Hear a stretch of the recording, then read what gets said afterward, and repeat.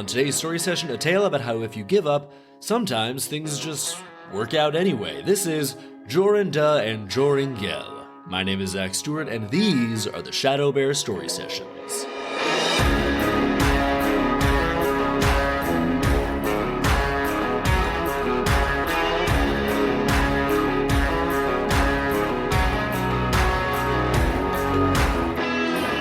Welcome to the ShadowBear Story Sessions, the podcast about how brutally dark and totally insane folktales and fairy tales used to be, which in my opinion just made them way better. So we're going through the original versions of Grimm's fairy tales story by story.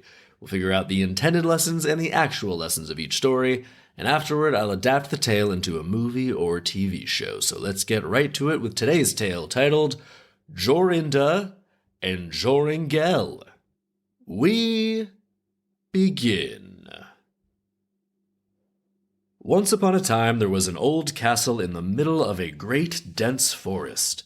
An old woman lived there all by herself, and she was a powerful sorceress. During the day she turned herself into a cat or a night owl, but in the evening she would return to her normal human form. Why is she turning herself into a night owl during the day? A night owl during the day is just an owl. And isn't the phrase night owl redundant in this context when referring to an actual owl? Night owl refers to a human being that stays up late, but if she's actually just turning into a literal owl, those are already nocturnal, so she's just like sleeping in a tree as an owl, I guess, when she does that. This story doesn't know shit about owls. Not a great start, Jorinda and Joringel. Anyway, we continue. She had the ability to lure game and birds, which she would slaughter and then cook or roast. Well, it's pretty cool. She turns into a cat or an owl and hunts animals and then turns back into a human to roast them up. But can't owls only catch, like, mice and voles and little rodents? It's pretty gross, lady, if you're eating that. Not a very cool sorceress if she's just roasting mice. Actually, maybe it's like hot wings or something. I don't know. I've never eaten mice. If she's got some nice spices, who knows? Maybe she catches a batch of voles, throws them in an air fryer with some lemon pepper, invites over a few friends and witch buddies, and watches the game, some tasty appetizers. I can get on board with that. We continue. If any man came within 100 steps of the castle, she would cast a spell over them, so that he wouldn't be able to move from the spot until she broke the spell. If an innocent maiden came within her magic circle, she would change her into a bird and stuff her into a wicker basket. Then she would carry the basket up to a room in her castle, where she had well over 7,000 baskets with rare birds of this kind. Oh my god, that is so many maidens. Wouldn't people know not to go into these woods if over 7,000 women had disappeared? Man, this must be devastating the female population of the surrounding areas. And this is olden times, so populations were smaller back then. This must be just completely wiping out communities because there are just not enough women to sustain population growth. What's she doing with the dudes, though? It just says that they freeze until she decides to break the spell. But then what? Do they just go home at that point? Does she just pull pranks on them, like steal their pants and then break the spell and laugh at them as they run away without any pants? Either way, it sounds like the men are getting off pretty light here, while the women are getting turned into immortal birds that are then trapped in wicker baskets, which sounds like an existentially terrifying prison, both physically and psychologically.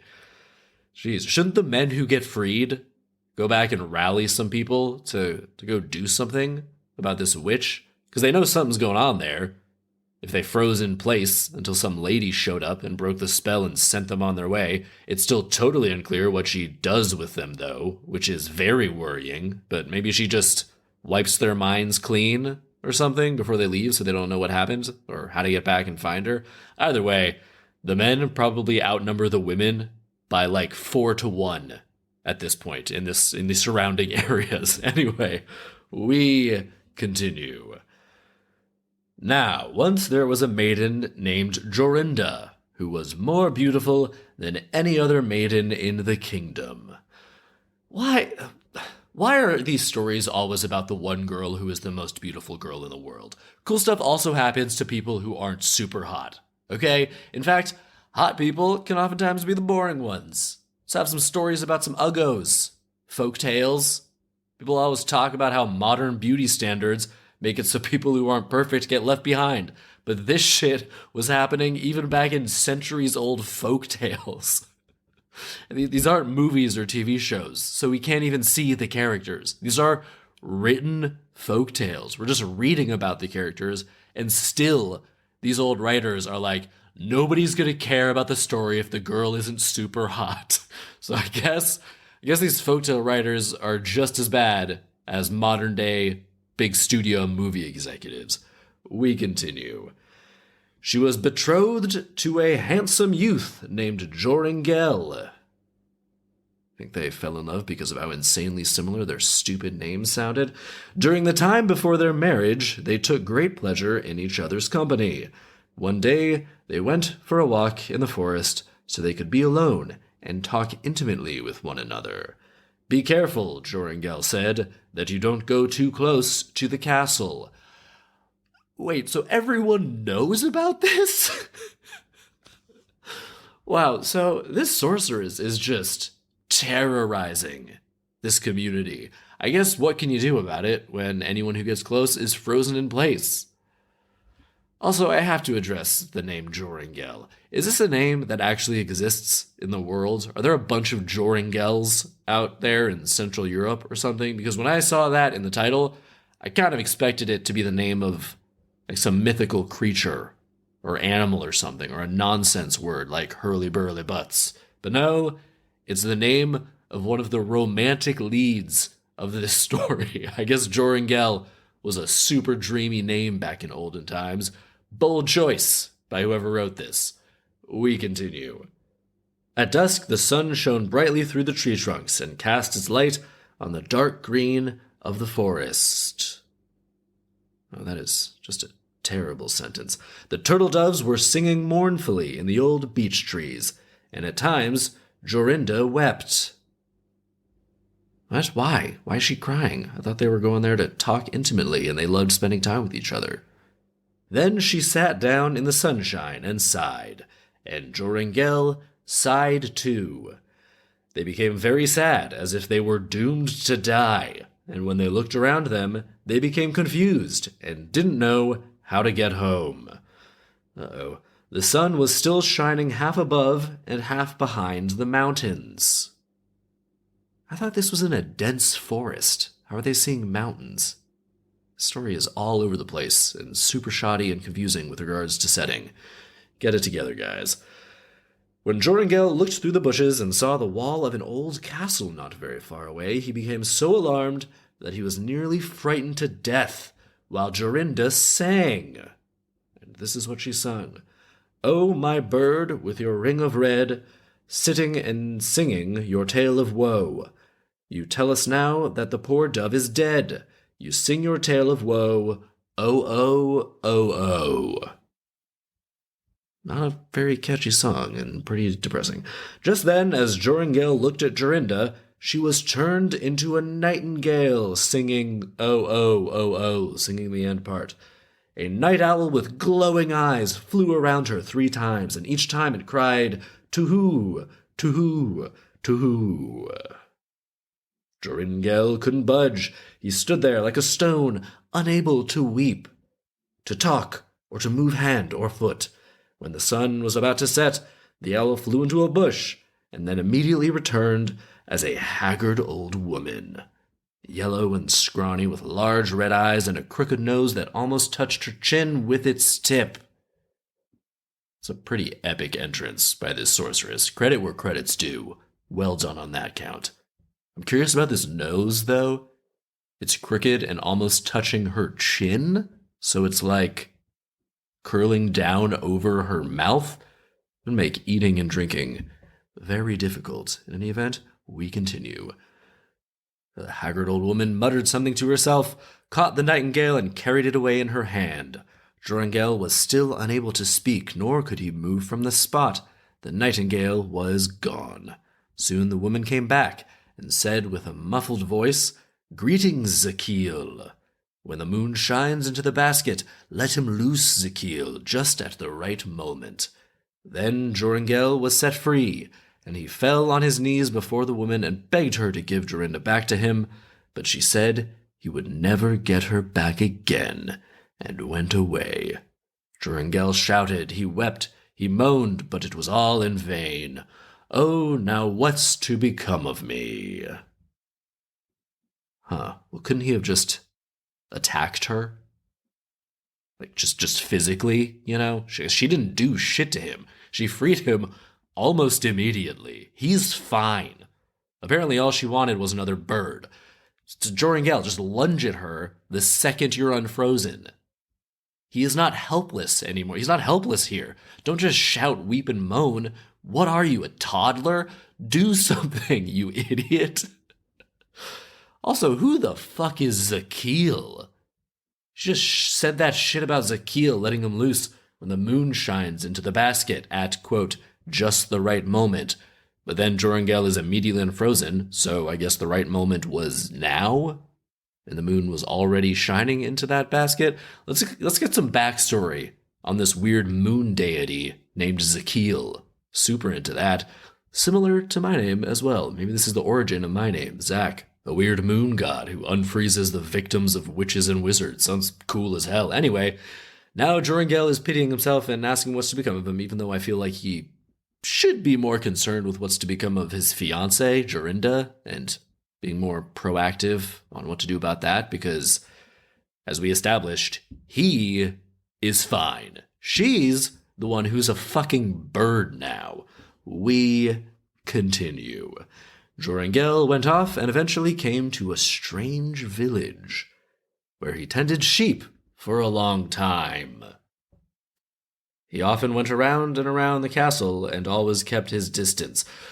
Okay, well, he thought he was keeping his distance before, and we all saw how that worked out, but I don't think dense forest is very good for grazing sheep, buddy. Seriously, the story has no sense whatsoever of where things are happening.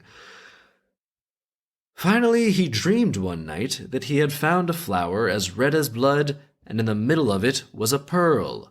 He plucked the flower and went with it to the castle. Everything that he touched with the flower was released from the magic spell. He also dreamed that he managed to regain his Jorinda with the flower. Okay, well, it's a nice dream, but if the rest of the story is just that he finds a fucking flower and everything happens exactly like it did in the dream and it all just works out, I am going to be so disappointed. When he awoke the next morning, he began searching all over the mountains and valleys for the flower in his dream. Well, it's pretty lucky that his job involves walking around fields and pastures. I bet he's going to see the flower right before one of his sheep eats it and just be like, no! He searched for 9 days, and early on the 9th day he found a flower as red as blood. In its middle was a large dewdrop, as big as the finest pearl. He carried this flower day and night until he reached the castle. When he came to within 100 steps of the castle, he didn't become spellbound, but was able to get to the gate. Overjoyed by that, Joringel touched the gate with the flower, and it sprang open. So he entered, crossed the courtyard, and listened for the sound of birds.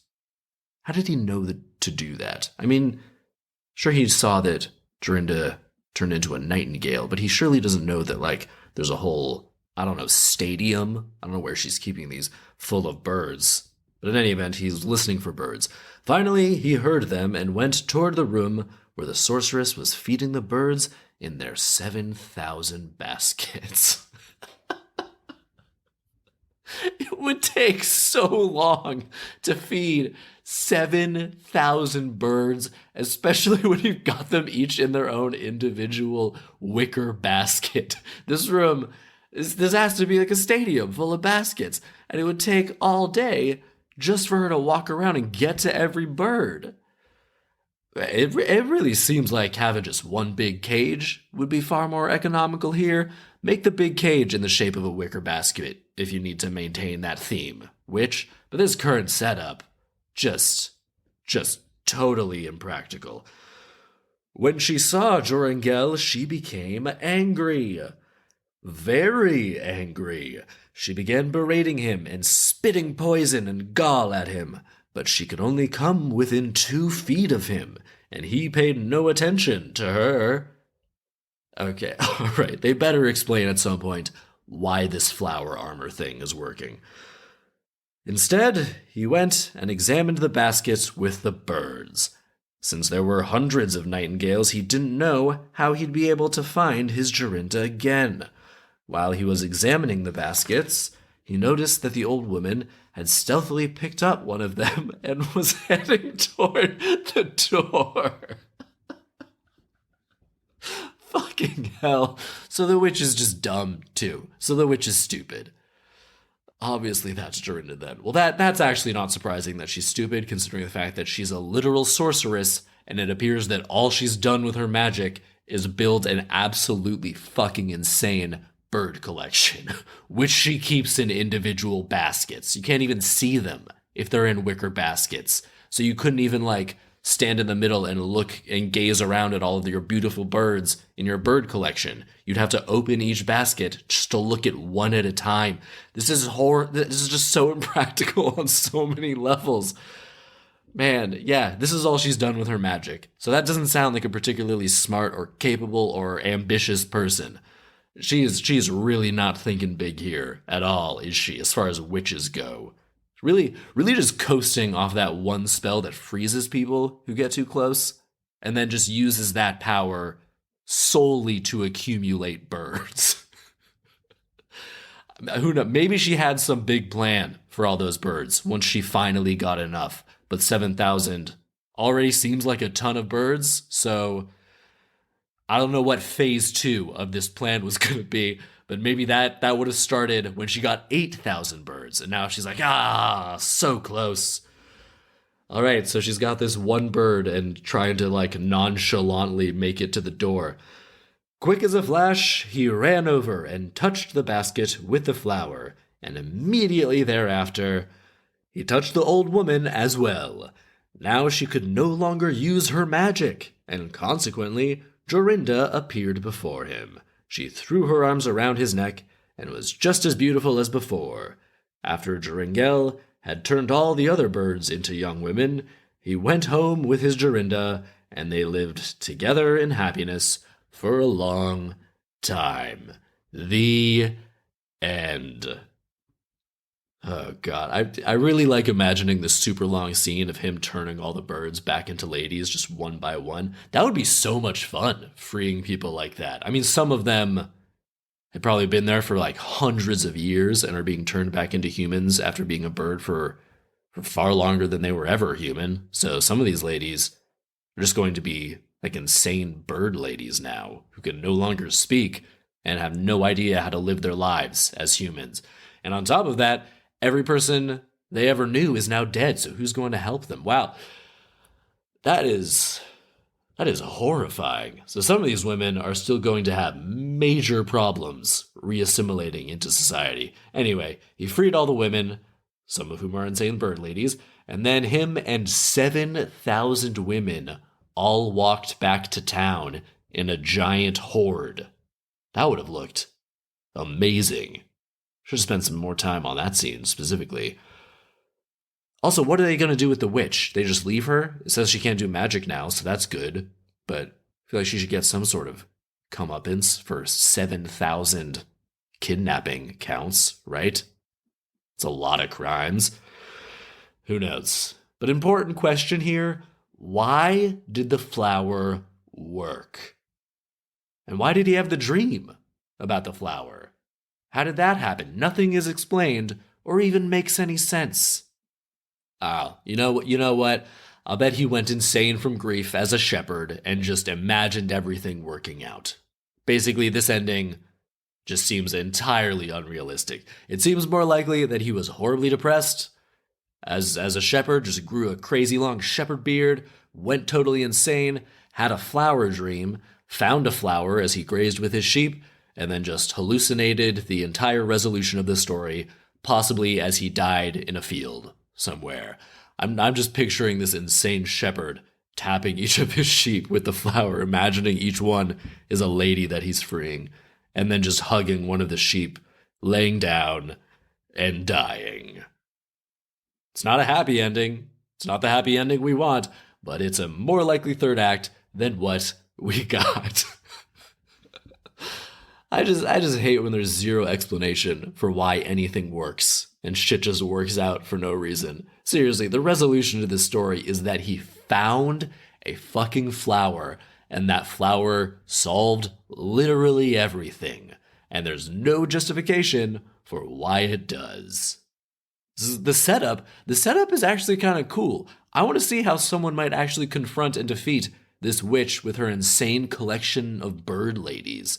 The whole bird thing is super specific and creepy in a way that actually makes her a pretty great villain, but we're robbed of a final showdown by this magic flower do ex machina bullshit.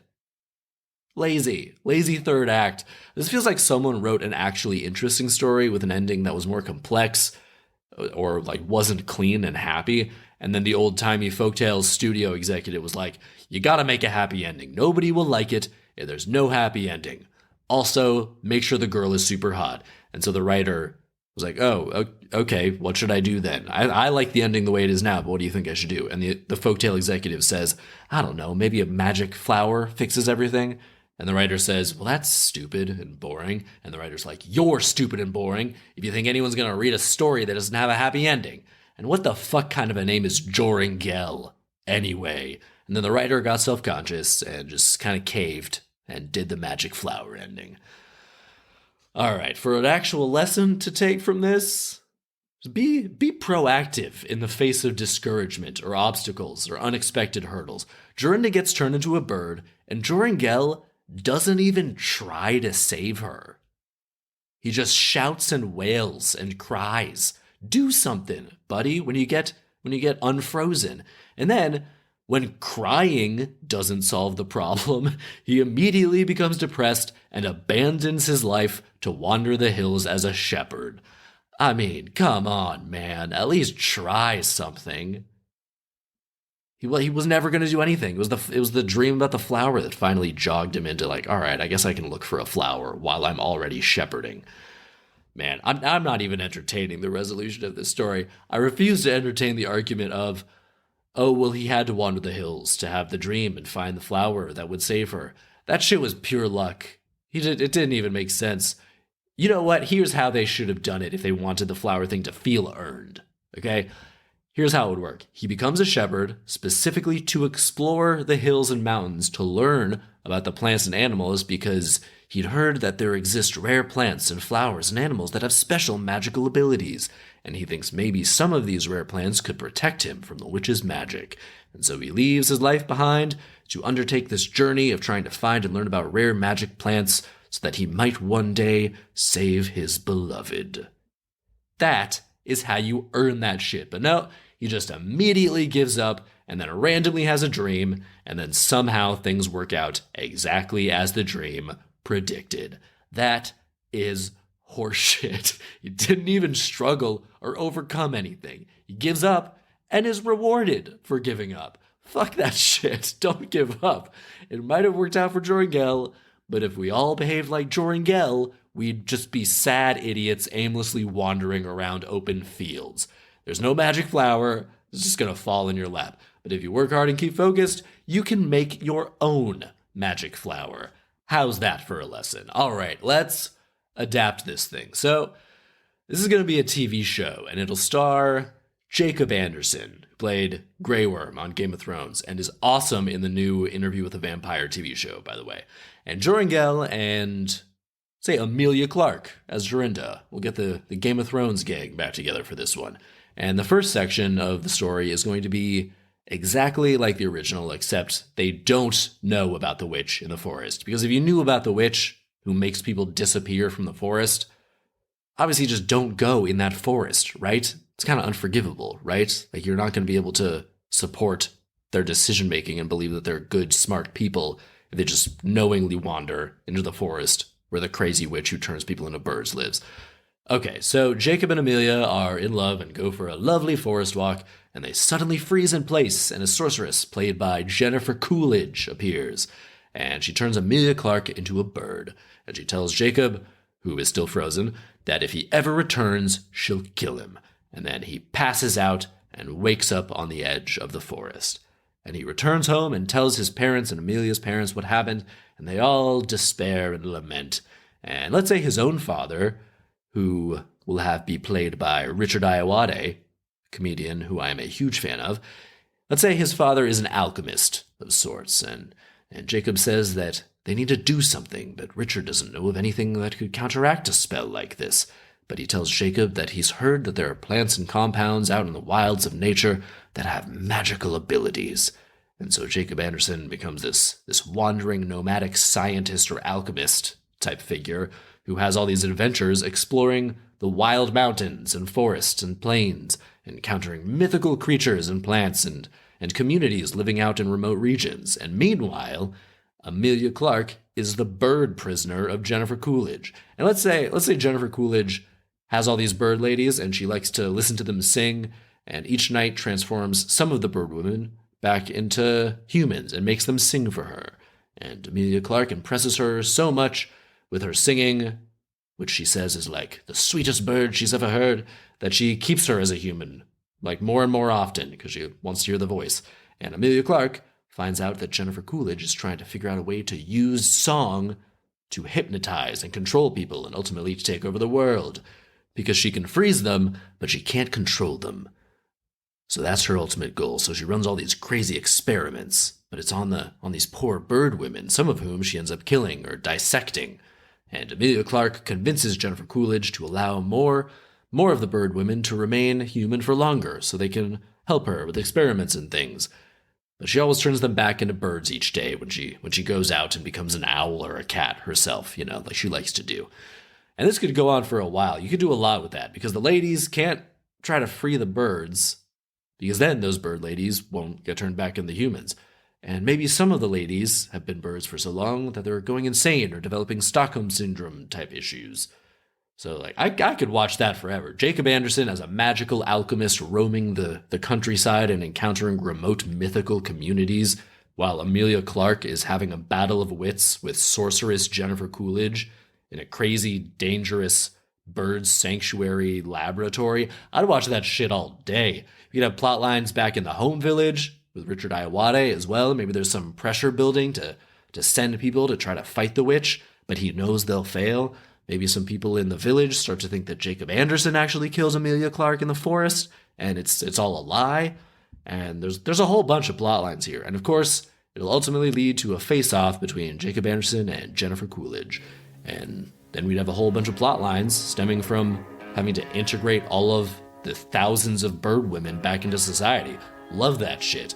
And that will do it for this week's story session. Don't forget to rate, review, and subscribe. Come on back next time for a story titled Okerlo. Okerlo, spelled O-K-E-R-L-O. No idea what that means. It could be literally anything. Could be a name. I mean, the name Joringel has taken us totally off the rails in the name department, and now we might be plunging even deeper with Okerlo. Come on back next time and let's find out. My name is Zach Stewart, and these are the ShadowBear Story Sessions.